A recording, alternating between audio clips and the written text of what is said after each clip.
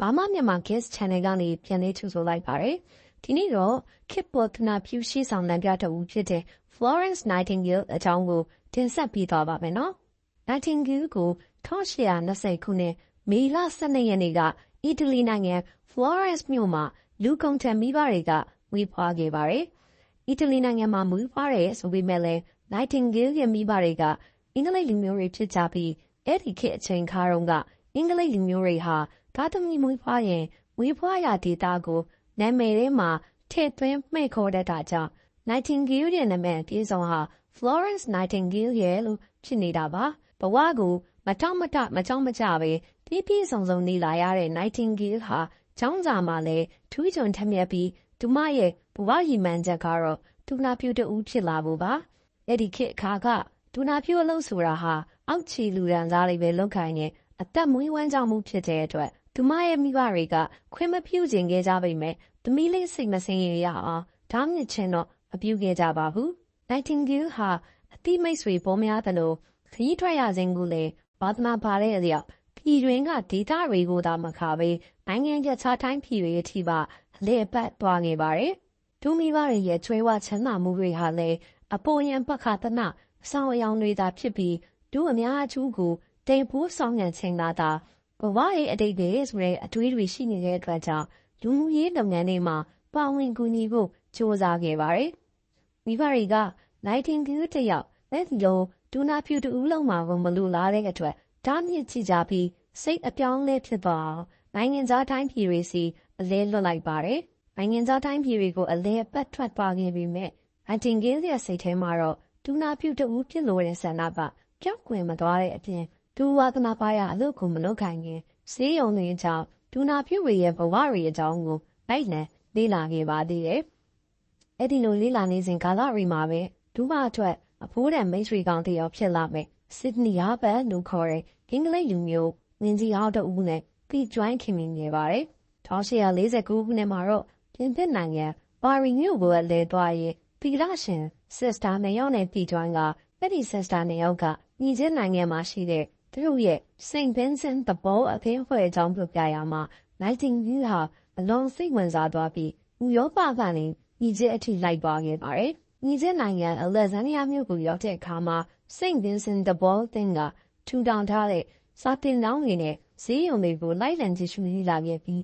တိကျတဲ့စည်းကမ်းနဲ့စနစ်ကျတဲ့အုပ်ချုပ်ရေးဟာဈေးရုံစည်းကမ်းတွေအတွက်များစွာအရေးကြီးကြောင်းကိုသိရှိနားလည်သွားခဲ့ပါတယ်။ညီချင်းကအပြန်မှာဂျာမနီနိုင်ငံကိုဝင်ပြီးဒူနာပြုတင်တန်းကျောင်းတစ်ခုကိုလည်းထပ်မံလေ့လာခဲ့ပြန်ပါတယ်။အဲ့ဒီခီးစဉ်တစ်လျှောက်လုံးမှာ Nightingale ဟာဆင်းရဲဒုက္ခကြုံနေသူတွေရောဂါတွေအတွက်စေတနာဝန်ထမ်းအဖြစ်ဆောင်ရွက်နေသူတွေရှိမှရှိပါရဲ့လားဆိုပြီးတော့လေစုံစမ်းမေးမြန်းကတကူးတကတွားရောက်လေ့လာတတ်ပါသေးတယ်။အင်္ဂလန်ကိုပြန်ရောက်တဲ့အခါမှာတော့မိမိတို့နိုင်ငံမှာဒီလိုစေတနာဝန်ထမ်းတွေမရှိသေးတာကိုတွေးမြင်ပြီးလူမှုကူညီရေးလုပ်ငန်းတွေလှုပ်ဆောင်ဖို့မိဘဆွေမျိုးတွေကိုတိုင်နေရမှာသဘောတူညီမှုမရရှိခဲ့ပါဘူး။နောက်ဆုံးမှာတော့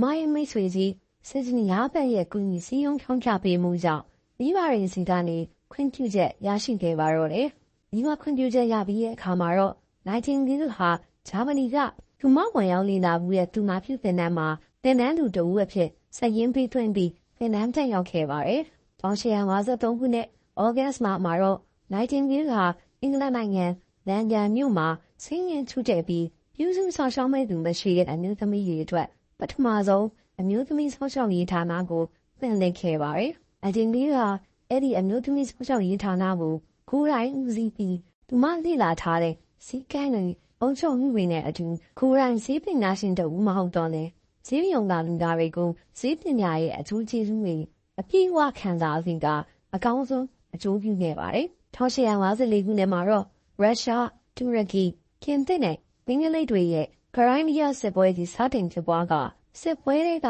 ဒူနာရီတည်ဆုံးမှုတရင်တွေက Nightingale ကို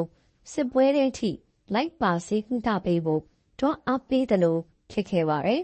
။အဲ့ဒီချိန်မှာပဲချွေနားကိုက်ဆိုသလိုစစ်ဝင်ကြီးတူအဖြစ်တာဝန်ထမ်းဆောင်နေတဲ့ Sydney Harper ဟာ Nightingale စီကိုစာရေးထားပြီးစေကူတာမှုတွေအတွက်အကူအညီတောင်းခံလာခဲ့ပါတယ်။အဲ့ဒါကို Nightingale ကလက်ခံခဲ့ပြီး ဒူနာပြုဆရာမချုပ်တူဖြစ်လာကစစ်ပွဲဖြစ်ပွားရာနေရာတွေကိုဆေးကုသပေးဖို့ထွက်လာခဲ့ပါတယ်။ရီရောမဆိုင်ပါပဲဒဏ်ရာရနေတဲ့လူပေါင်းထောင်ချီကိုဆေးကုသပေးခဲ့ပါတယ်။ဒူနာတွေအတွက်လိုအပ်တဲ့ဆေးဝါးတွေအဝတ်အစားတွေအရှင်းရေးပစ္စည်းတွေဒူနာတွေကိုထားရှိမဲ့အဆောက်အအုံတွေကိုမိမိစိတ်ကူးအကြံဉာဏ်တိုင်းအကောင်းဆုံးစီမံဆောင်ရွက်ခဲ့ပြီးသူမရဲ့တန်ရှင်ရေးပေါ်နေထားမှုတွေစီးပန်းရှိမှုတွေနဲ့စီးစနစ်ကြမှုတွေကြောင့်ဒူနာပြည်ဆုံးတဲ့နောက်ဟာလည်း40ရာခိုင်နှုန်းကနေ2ရာခိုင်နှုန်းအထိလွန်ကျသွားခဲ့ပါတယ်။စစ်ပွဲထဲမှာNightingaleဟာတရက်ကိုနိုင်20လောက်အလုပ်လုပ်ခဲ့ပြီးအချိန်အနည်းငယ်သာအနားယူခဲ့ပါတယ်။နောက်ဘက်တွင်မှလည်း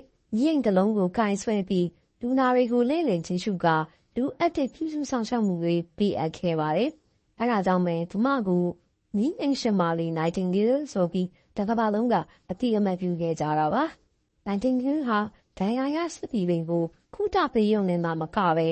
နလန်ချလူနာတွေအတွက်လည်းဖတ်ရှုစရာစာအုပ်စာတမ်းတွေထော်ပြရေးအစီအစဉ်တွေနဲ့အာရနေတင်ငန်းတွေကိုတီထွင်ဆောင်ရွက်ပေးခဲ့ပါသေးတယ်။အဲဒီနောက်မှာတော့အလုပ်ပင်ပန်းတဲ့တန်းကြောင့်Nightingaleဟာချားနာလာခဲ့ပါတယ်။ဒီပြန်ကောင်းလာတဲ့အခါမှာလေအရင်တော့အားသွန်ခွန်ဆိုင်မလုပ်နိုင်တော့ပေမဲ့1856ခုနှစ်အထိသူမတက်ဆွမ်းတော့စစ်မြေထဲမှာဆေးကုသပေးနေခဲ့ပြီးအင်္ဂလန်ကိုပြန်လာခဲ့ပါတယ်။စစ်မြေကနေပြန်ရောက်လာတဲ့Nightingaleအတွက်ပြည်သူတွေစီကစုံစမ်းခုခံခြင်းနဲ့ဝီကြီးတွေကိုလည်းသူမအကျိုးအတွက်အသုံးမပြုပဲဒူနာပြုတင်နန်းကျောင်းတက်နေတဲ့ကျောင်းသူတွေအတွက်အဆောင်တစ်ခုဆောက်လုပ်ဖို့မတည်ပေးခဲ့ပါတယ်။ Nightingaleဟာသူမဘဝကိုဆေးကုသပေးခြင်းတစ်ခုရဲ့အတွက်သာမကပဲ